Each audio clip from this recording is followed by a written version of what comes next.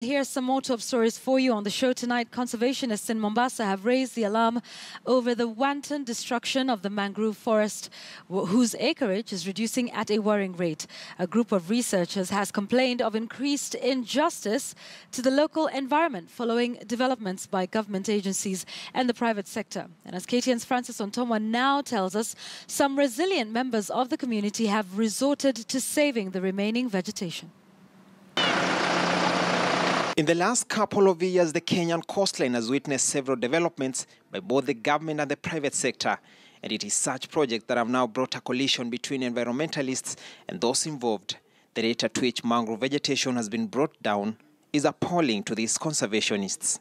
Some of this development has been brought about by the expansion of the port, by private developers, and of course, by the Mombasa County dumping site, which has been there since the 1940s. This is a trend which we wanted to see, that we have been seeing for a long time, and we are seeing at the end of the day, if nothing is done, if everything is contained as it is, then we will have a situation whereby there will be no Makupa Creek. Several acres of the mangroves along major creeks in the coast have been cleared to pave way for the construction of the standard gauge railway and the Dongo Kundu bypass. Although the state says all this is geared for the development of communities around here, conservationists say there has been no deliberate efforts to mitigate abysmal effects and restore forest cover. We are not seeing boots on the ground as far as conservation is concerned. We are not seeing a situation whereby the government in its development agenda is coming and reaching to the community and say, look here, we have an aggressive development going up and we are going to put the same measure in the conservation. That's the best concept that we're expecting to see. The polluter pays.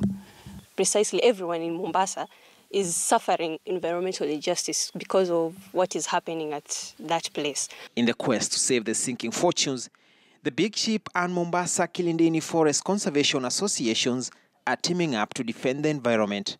The two groups have so far planted more than 60,000 mangrove seedlings along the Makupa, Mwache and Mtwapa creeks. Very soon they'll be closing the whole of the creek. What is the problem in that? Marine ecosystem need to be preserved. It is a heritage of the people. It is what holds the economy of the people. It is what people use it for spiritual gain in our society, especially in the coastal community. Mangroves protect shorelines from damaging waves and floods, also helping to prevent erosion by stabilizing sediments with their tangled root systems.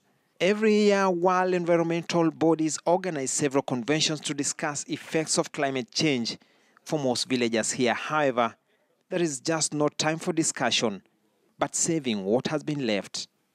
Francis Ontomwa, KTN News, Mombasa.